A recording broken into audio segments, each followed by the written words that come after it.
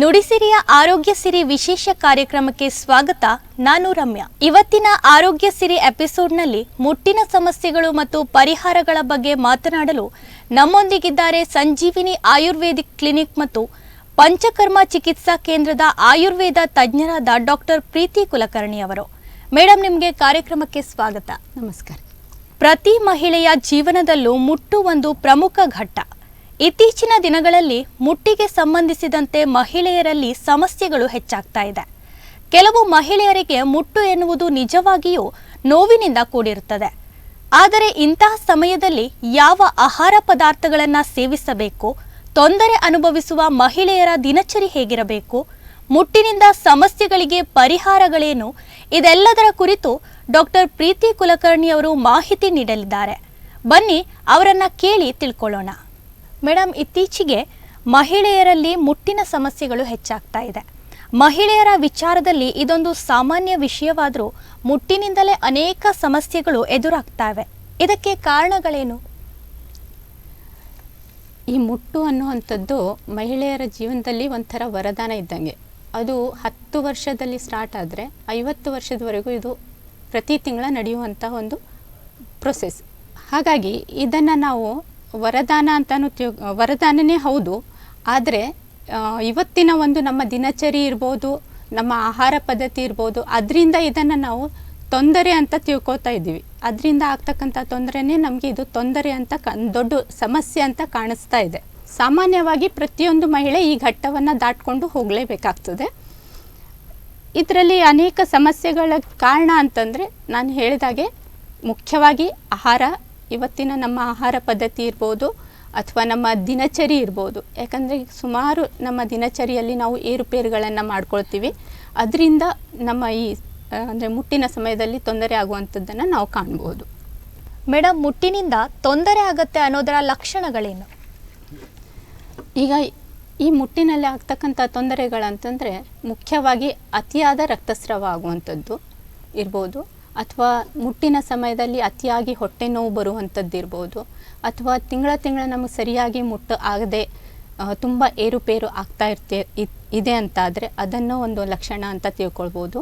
ಅಥವಾ ಬಿಳಿ ಮುಟ್ಟಿನ ಒಂದು ಲಕ್ಷಣ ನಮಗೆ ಇಲ್ಲಿ ಅತಿಯಾಗಿ ಕಾಣಿಸಿಕೊಳ್ಳುವಂಥದ್ದು.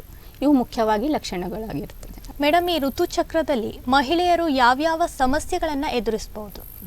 ನಾನು ಮೊದಲೇ ಹೇಳಿದಂಗೆ ಮಹಿಳೆಯರು 10 ವರ್ಷ ಅಂದರೆ ಇತ್ತೀಚೆಗೆ 8 ವರ್ಷದ ನಂತರ ಯಾವಾಗ ಬೇಕಾದರೂ ಈ ಋತುಚಕ್ರ ಶುರು ಆಗ್ಬೋದು. ಆವಾಗಿಂದ ಹಿಡಿದ್ರೆ 50 ವರ್ಷದವರೆಗೂ ಕೆಲವೊಂದು ಸಮಸ್ಯೆಗಳನ್ನು ಇತ್ತೀಚೆಗೆ ನಾವು ಎದುರಿಸ್ತಾ ಇದ್ದೀವಿ. ಮುಖ್ಯವಾಗಿ ಮೊದಲನೇ ಒಂದು ಮುಟ್ಟು ಅಂದರೆ ಋತುಚಕ್ರ ಶುರುವಾದ ಒಂದು ಮೊದಲೇ 2 ವರ್ಷ ಸ್ವಲ್ಪ ಋತುಚಕ್ರ ತಿಂಗಳ ಸರಿ ಆಗಿರೋದಿಲ್ಲ. ಅದರಲ್ಲಿ ವ್ಯತ್ಯಾಸ ಕಾಣಿಸ್ಕೊಳ್ತದೆ. ಅದು ಸಾಮಾನ್ಯವಾಗಿ ಆಗುವಂಥದ್ದು. ಯಾಕಂದರೆ ನಮ್ಮ ಶರೀರದಲ್ಲಿ ಆಗುವಂತಹ ಹಾರ್ಮೋನ್ಗಳ ಬದಲಾವಣೆಯಿಂದ ಅದು ಏರುಪೇರು ಆಗ್ತಾ ಇರ್ತದೆ. ಆಮೇಲೆ 15 ವರ್ಷದಿಂದ ಹಿಡಿದ್ರೆ 40 ವರ್ಷದವರೆಗೂ ಅನೇಕ ಸಮಸ್ಯೆಗಳನ್ನು ನಾವು ಇವತ್ತು ನೋಡ್ತಾ ಇದ್ದೀವಿ. ಅದಕ್ಕೆ ಮುಖ್ಯವಾಗಿ ಕಾರಣ ಅಂದರೆ ನಾನು ಮೇಲೆ ಹೇಳಿದಂಗೆ ಆಹಾರ ಮತ್ತು ನಮ್ಮ ಈ ದಿನಚರಿ. ಮೊದಲನೇದಾಗಿ PCOS ಅಥವಾ PCOD ಅಂತ ನಾವು ನೋಡ್ತೀವಿ. ಈ PCOS ಅಥವಾ PCOD ಅಂದರೆ ಪಾಲಿಸಿಸ್ಟಿಕ್ ಓವರಿಯನ್ ಸಿಂಡ್ರೋಮ್ ಅಂತ ಹೇಳಿ. ಇದರಲ್ಲಿ ನಮ್ಮ ಅಂಡಕೋಶಗಳೇನಿರ್ತದೆ ಅಲ್ಲಿ ಸಣ್ಣ ಸಣ್ಣ ಸಿಸ್ಟ್ಗಳನ್ನು ಆಗುವಂಥದ್ದು, ಅಥವಾ ಅದು ಅಂಡಗಳು ಪೂರ್ತಿಯಾಗಿ ಬೆಳವಣಿಗೆ ಆಗದೆ ಒಡೆಯುವಂಥದ್ದು, ಈ ಥರ ಕಾರಣಗಳಾಗಿರ್ತದೆ. ಇದಕ್ಕೆ ಮುಖ್ಯವಾಗಿ ಕಾರಣ ಅಂತಂದರೆ ಸ್ಟ್ರೆಸ್. ಅಂದರೆ ನಾವು ಅತಿಯಾದ ವಿಚಾರ ಮಾಡುವಂಥದ್ದು, ತುಂಬ ಒಂದು ವಿಷಯವನ್ನು ಹಿಡ್ಕೊಂಡ್ರೆ ಅದರ ಬಗ್ಗೆ ಚಿಂತೆ ಮಾಡುವಂಥದ್ದು, ಇದು ಮುಖ್ಯವಾದಂತಹ ಕಾರಣ. ಆಮೇಲೆ ಎರಡನೇದ್ದು ನಮ್ಮ ಆಹಾರ. ಇವತ್ತಿನ ಇದರಲ್ಲಿ ನಾವು ತಗೊಳ್ಳುವಂಥದ್ದು ಜಂಕ್ ಫುಡ್ಸ್ ಜಾಸ್ತಿ, ಬೇಕ್ರಿ ಐಟಮ್ಸನ್ನೇ ನಾವು ಜಾಸ್ತಿ ತಿಂತೇವೆ. ಇದರಿಂದ ನಮ್ಮಲ್ಲಿ ಬೊಜ್ಜು ಬೆಳೆಯುವಂಥದ್ದಾಗಿರ್ಬೋದು, ಫ್ಯಾಟ್ ಅಂತ ಹೇಳ್ತೀವಿ, ಅನ್ವಾಂಟೆಡ್ ಫ್ಯಾಟ್ ಹೆಚ್ಚು ಅಕ್ಯುಮುಲೇಟ್ ಆಗ್ತದೆ. ಅದರಿಂದನೂ ಈ PCOS ಆಗುವಂಥ ಕಾರಣಗಳಿರ್ತದೆ. ಮತ್ತು ಮೂರನೇದಾಗಿ ನಾವು ಮಕ್ಕಳಲ್ಲಿ ಆಗಿರ್ಬೋದು, ನಾವು ಮಿಡ್ಲ್ ಏಜ್ನಲ್ಲಾಗಿರ್ಬೋದು, ಶಾರೀರಿಕವಾದಂತಹ ವ್ಯಾಯಾಮ ಅದು ನಮ್ಮದು ಇತ್ತೀಚೆಗೆ ತುಂಬ ಕಡಿಮೆ ಆಗಿದೆ. ಈಗ ನಾವು ಮಕ್ಕಳು ತೊಗೊಂಡ್ರೆ ಬರೀ ಮೊಬೈಲ್ ಹಿಡ್ಕೊಂಡು ಕೂತ್ಕೊಳ್ಳೋದು ಅಥವಾ ಟ್ಯಾಬ್, TV ಇದರಲ್ಲೇ ಮಕ್ಕಳು ಇನ್ವಾಲ್ವ್ ಆಗಿಬಿಡ್ತಾರೆ.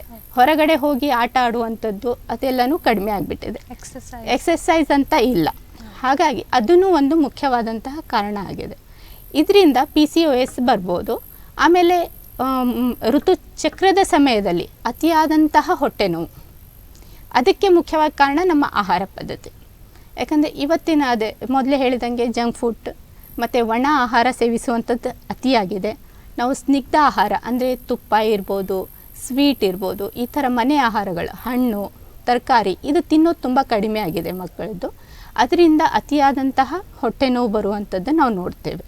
ಆಮೇಲೆ ಈಗ 40 ವರ್ಷದ ನಂತರ ನಾವು ಮೆನೋಪಾಸ್ ಅಂತ ಕನ್ಸಿಡರ್ ಮಾಡ್ತೀವಿ. ಅಂದರೆ ಮುಟ್ಟು ನಿಲ್ಲುವಂತಹ ಸಮಯ ಅದು. ಆ ಸಮಯದಲ್ಲಿ ಈಗ ಹೆಚ್ಚಿನದಾಗಿ ಹೆಣ್ಮಕ್ಳು ಡಿಪ್ರೆಷನನ್ನು ಕಾಣ್ತಾರೆ, ತುಂಬ ಖಿನ್ನತೆಗೆ ಒಳಗಾಗಿರ್ತಾರೆ. ಯಾಕಂದರೆ ಅಲ್ಲಿ ಹಾರ್ಮೋನ್ ವ್ಯತ್ಯಾಸ ಆಗ್ತಾ ಇರ್ತದೆ, ಅದರಿಂದ ಅವರು ಖಿನ್ನತೆಗೆ ಒಳಗಾಗ್ತಾರೆ. ಮುಖ್ಯವಾಗಿ ಕಾಣುವಂತಹ ಲಕ್ಷಣ ಅದು. 40ರಿಂದ 50 ವರ್ಷದವರೆಗೆ ಯಾವಾಗೂ ಅದು ಆಗ್ಬೋದು.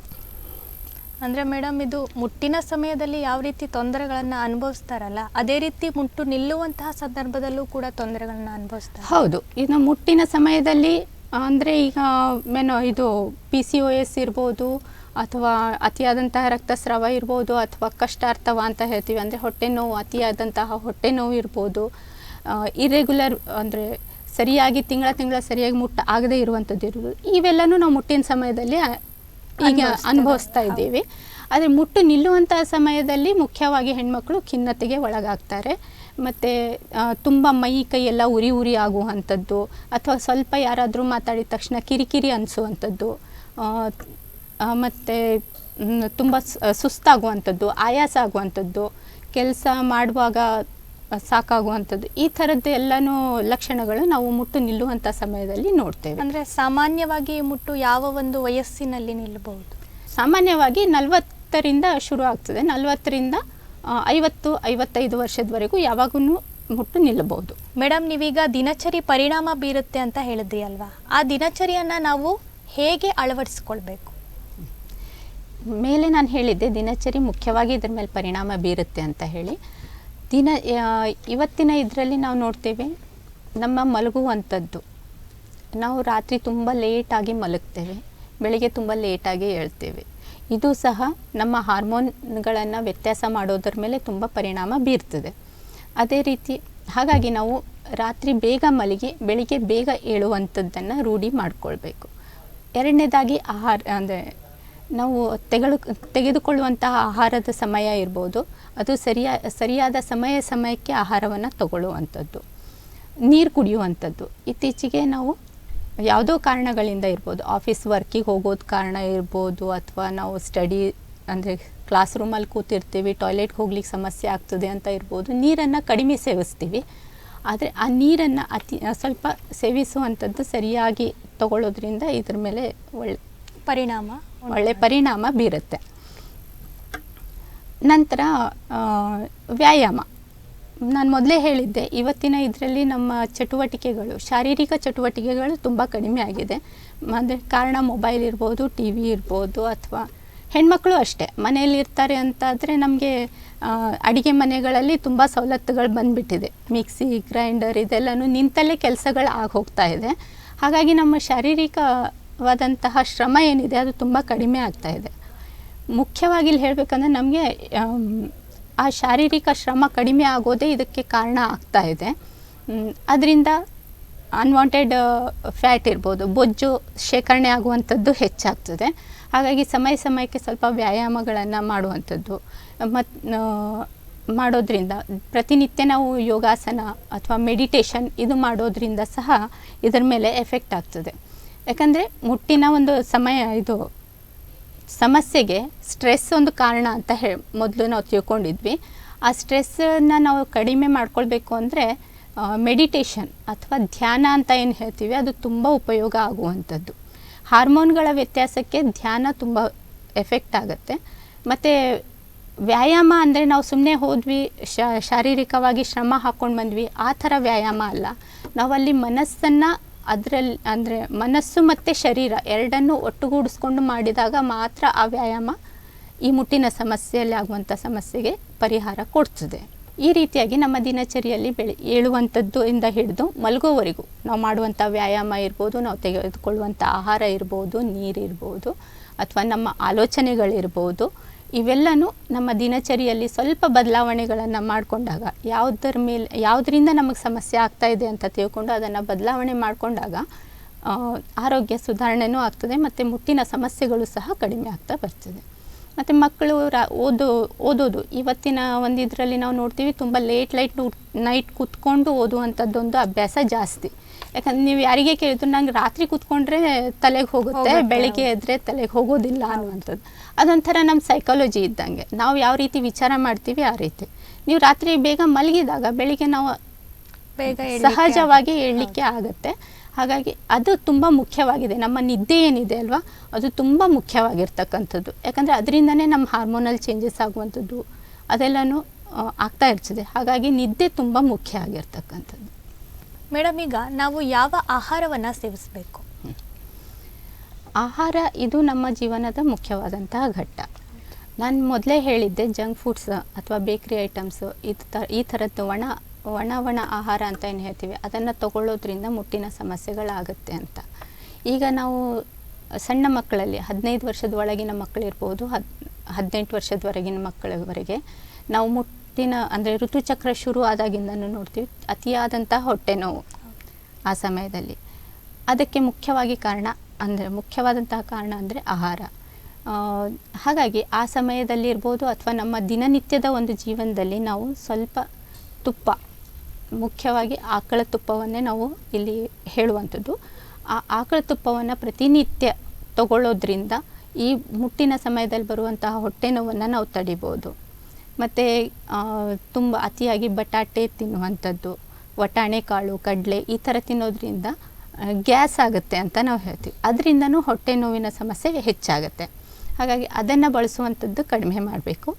ಮತ್ತು ಎಳ್ಳು ಇರುತ್ತಲ್ಲ, ಎಳ್ಳಿನ ಹಾಲು ತೆಗೆದು ಅದರಲ್ಲಿ ಬೆಲ್ಲವನ್ನು ಕಲಿಸ್ಕೊಂಡು ಕುಡಿಯೋದ್ರಿಂದನೂ ಸಹ ಹೊಟ್ಟೆ ನೋವಿನ ಸಮಸ್ಯೆನೂ ಕಡಿಮೆ ಆಗುತ್ತೆ.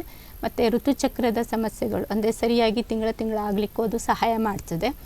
ಆಮೇಲೆ ಈಗ ಕಡಿಮೆ ರಕ್ತಸ್ರಾವ ಆಗ್ತಿತ್ತು ಅಂತ ಅಂದರೆ ನಾವು ಸ್ವಲ್ಪ ಶುಂಠಿ ಕಷಾಯವನ್ನು ಮಾಡ್ಕೊಂಡು ಕುಡಿಯುವಂಥದ್ದು, ಆ ರೀತಿ ಒಂದು ಅಭ್ಯಾಸ ಮಾಡ್ಕೊಳ್ಳೋದ್ರಿಂದ ರಕ್ತಸ್ರಾವ ಸರಿಯಾಗಿ ಆಗುತ್ತೆ. ಮತ್ತು ಎಲ್ಲ ಥರದ ತರಕಾರಿಗಳನ್ನು ತಿನ್ನುವಂಥದ್ದು. ಮತ್ತು ಅತಿಯಾಗಿ ಕೆಲವೊಬ್ಬರಿಗೆ ಅತಿಯಾದಂತಹ ರಕ್ತಸ್ರಾವ ಇರುತ್ತೆ.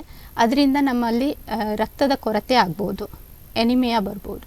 ಹಾಗಾಗಿ ನಾವು ಹಣ್ಣುಗಳನ್ನು ತಿನ್ನುವಂಥದ್ದು, ಮತ್ತು ಬೆಲ್ಲ, ಶೇಂಗಾ ಈ ಥರದ್ದು ಮನೆಯಲ್ಲಿ ಅಂದರೆ ಬೀಟ್ರೂಟು, ಕ್ಯಾರೆಟು ಈ ಥರ ತಿನ್ನೋದ್ರಿಂದ ನಾವು ಆ ಕೊರತೆಯಿಂದ ಹೊರಬರಲಿಕ್ಕೆ ಸಹಾಯ ಮಾಡ್ತದೆ ಅಂತ ಹೇಳಿ. ಕ್ಯಾಲ್ಶಿಯಂ ಕೊರತೆ ಆಗೋದ್ರಿಂದನೂ ಸಹ ಈ ಋತುಚಕ್ರದಲ್ಲಿ ವ್ಯತ್ಯಾಸಗಳು ಕಾಣಿಸ್ಕೊಳ್ತದೆ ಮತ್ತು ಅದರ ಸಮಸ್ಯೆಗಳು ಬರ್ಬೋದು. ಹಾಗಾಗಿ ನಾವು ಕ್ಯಾಲ್ಶಿಯಂ ಇರುವಂಥ ಆಹಾರ ಅಂದರೆ ರಾಗಿ ಇರ್ಬೋದು ಅಥವಾ ನಟ್ಸ್ ಅಂತ ಏನು ಹೇಳ್ತೀವಿ ಆ ಥರದ್ದು, ಬಾದಾಮಿ ಇರ್ಬೋದು, ಗೋಡಂಬಿ ಇರ್ಬೋದು, ಈ ಥರದ್ದನ್ನು ನಾವು ರೆಗ್ಯುಲರಾಗಿ ನಮ್ಮ ಆಹಾರದಲ್ಲಿ ಹಿತವಾಗಿ ಮಿತವಾಗಿ ಸೇವಿಸೋದ್ರಿಂದ ನಾವು ಆ ಸಮಸ್ಯೆಯಿಂದ ಹೊರಗೆ ಬರಲಿಕ್ಕೆ ಸಾಧ್ಯ ಆಗ್ತದೆ. ಮೇಡಮ್, ಮುಖ್ಯವಾಗಿ ಈ ಎಲ್ಲ ಸಮಸ್ಯೆಗಳಿಂದ ಪರಿಹಾರ ಕಂಡುಕೊಳ್ಳೋ ಮಾರ್ಗಗಳೇನು ಅನ್ನೋದ್ರ ಬಗ್ಗೆ ಹೇಳಿ. ಇಷ್ಟೊತ್ತು ನಾವು ಅಂದರೆ ಆಹಾರ ಮತ್ತು ವ್ಯಾಯಾಮ ಇದೆಲ್ಲದ್ರ ಬಗ್ಗೆನೂ ಸ್ವಲ್ಪ ಮೇಲೆ ತಿಳ್ಕೊಂಡ್ವಿ. ಈಗ ಅಂದರೆ ಪರಿಹಾರ ಅಂದರೆ ಕೆಲವೊಂದು ನಾವು ಮನೆ ಮದ್ದು ಮಾಡಿದರೆ ಆಗೋದಿಲ್ಲ, ಸರಿ ಆಗುತ್ತೆ ಅಂತ ಹೇಳಲಿಕ್ಕಾಗೋದಿಲ್ಲ. ಆ ಸಮಯದಲ್ಲಿ ನಾವು ಡಾಕ್ಟ್ರ್ ಹತ್ರ ಹೋಗಿ ಕನ್ಸಲ್ಟ್ ಮಾಡಲೇಬೇಕಾಗ್ತದೆ.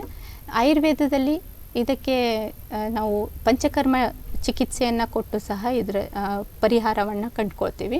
ತುಂಬ ಅತಿಯಾದಂತಹ ಅಂದರೆ ತುಂಬ ವರ್ಷಗಳಿಂದ ನಾವು ಮುಟ್ಟಿನ ಸಮಸ್ಯೆಯನ್ನು ಅಂದರೆ ಸಮಸ್ಯೆಯನ್ನು ಎದುರಿಸ್ತಾ ಬರ್ತಿದ್ದೀವಿ ಅಂತ ಆದರೆ ಅಲ್ಲಿ ನಾವು ಪಂಚಕರ್ಮವನ್ನು ಹಾಕ್ಕೊಳ್ತೀವಿ. ಇದರಿಂದ ಅಂದರೆ PCOS ಇಂದ ಬಂಜೆತನ ಬರುವಂತಹ ಸಾಧ್ಯತೆಗಳು ಇರುತ್ತೆ. ಹಾಗಾಗಿ ಅದನ್ನು ನಾವು ಶುರುವಾದ ಹೊಸದರಲ್ಲೇ ನಾವು ಔಷಧಿಗಳಲ್ಲಿ ಗುಣ ಮಾಡ್ಕೊಳ್ಬೋದು, ಅಥವಾ ನಮ್ಮ ಈ ದಿನಚರಿ ಮತ್ತು ಆಹಾರದಿಂದನೇ ಗುಣ ಮಾಡ್ಕೊಳ್ಬೋದು. ಅದರಿಂದ ಆಗದೇ ಇದ್ದಾಗ ಮಾತ್ರ ನಾವು ಅದು ಪಂಚಕರ್ಮ ಚಿಕಿತ್ಸೆಯನ್ನು ತಗೊಳ್ಬೇಕಾಗತ್ತೆ. ಮತ್ತು ಕೆಲವೊಂದು ಈಗ ಅತಿಯಾದ ರಕ್ತಸ್ರಾವ ಆಗ್ಬೋದು, ಅತಿಯಾದ ಬಿಳಿ ಮುಟ್ಟು ಹೋಗುವಂಥದ್ದು ಇರ್ಬೋದು, ಅತಿಯಾದ ಹೊಟ್ಟೆ ನೋವು ಇರ್ಬೋದು. ಇದಕ್ಕೆಲ್ಲನೂ ಸ್ವಲ್ಪ ಔಷಧಿ ಅಂದರೆ ಮನೆಯ ಈ ಮೊದಲೇ ಹೇಳಿದಂತಹ ಆಹಾರದ ಜೊತೆಗೆ ಕೆಲವೊಂದು ಸಲ ಔಷಧಿಗಳ ಒಂದು ಅವಶ್ಯಕತೆ ಕೂಡ ಇರುತ್ತೆ. ಯಾಕಂದರೆ ಈಗ ನಮ್ಮ ಹತ್ರ ಬಂದಾಗ ನಾವು ನೋಡ್ತೇವೆ, ಬೇಸಿಕ್ಕಾಗಿ ಸ್ವಲ್ಪ ನಾವು ಅಂದರೆ ಹೊಟ್ಟೆ ನೋವು ಅಂತ ತುಂಬ ಜನ ಮಕ್ಕಳು ಬರ್ತಾರೆ. ಆವಾಗ ನಾವು ಅವರಿಗೆ ಆಹಾರದಲ್ಲಿ ಈಗ ನಾನು ಮೊದಲೇ ಹೇಳಿದಂಗೆ ಸ್ವಲ್ಪ ವ್ಯತ್ಯಾಸ ಮಾಡ್ಕೊಳ್ಳಿಕ್ಕೆ ಹೇಳಿ ಒಂದು 2-3 ತಿಂಗಳ ಸರಿಯಾಗಿ ಔಷಧಿ ಮಾಡಿದಾಗ ಅವರಿಗೆ ತುಂಬ ಅದರಿಂದ ಲಾಭನೂ ಕಾಣಿಸ್ಕೊಂಡಿದೆ.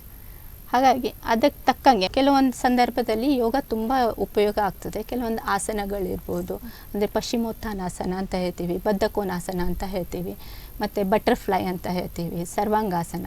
ಈ ಆಸನಗಳೇನಿದೆಯಲ್ಲ ಒಂದು ಸೆಟ್ ಅಂತ ಬರುತ್ತೆ. ಆ ಥರ ನಾವು ಅದನ್ನು ರೂಢಿ ಮಾಡಿಕೊಂಡ್ರೆ ಅದು ತುಂಬ ಉಪಯೋಗ ಆಗುತ್ತೆ. ಆದರೆ ಒಂದು ವಿಷಯ ನಾವಿಲ್ಲಿ ಗಮನ ಇಟ್ಕೊಳ್ಬೇಕಾದಂತಂದರೆ ಔಷಧಿ ಇರ್ಬೋದು, ಯೋಗಾಸನಗಳಿರ್ಬೋದು, ಸ್ವತಃ ನಾವಾಗೇ ಮಾಡೋದಕ್ಕಿಂತ ಯಾರಾದರೂ ಒಂದು ಗೈಡೆನ್ಸಲ್ಲಿ ಮಾಡೋದು ತುಂಬ ಉತ್ತಮ. ಮೇಡಮ್, ಇಷ್ಟೊತ್ತು ನಮ್ಮ ಜೊತೆ ಇದ್ದು ಮುಟ್ಟಿನ ಸಮಸ್ಯೆಗಳು ಮತ್ತು ಅದರ ಪರಿಹಾರಗಳ ಕುರಿತು ನಮಗೆ ಸವಿಸ್ತಾರವಾಗಿ ತಿಳಿಸ್ಕೊಟ್ಟಿದ್ದೀರಾ. ಇನ್ನು ಮುಂದಿನ ಎಪಿಸೋಡ್ನಲ್ಲಿ ಋತುಚಕ್ರಕ್ಕೆ ಸಂಬಂಧಿಸಿದಂತೆ, ಅಂದರೆ ಇತ್ತೀಚಿನ ದಿನಗಳಲ್ಲಿ ಕಾಣಿಸಿಕೊಳ್ಳುವಂತಹ PCOS ಸಮಸ್ಯೆ ಮತ್ತು ಅದರ ಪರಿಹಾರಗಳ ಬಗ್ಗೆ ನಿಮ್ಮ ಜೊತೆ ಚರ್ಚೆ ಮಾಡ್ತೀನಿ. ನುಡಿಸಿರಿ ವತಿಯಿಂದ ನಿಮಗೆ ಧನ್ಯವಾದಗಳು. ನಮಸ್ಕಾರ. ನಮಸ್ಕಾರ, ಧನ್ಯವಾದಗಳು.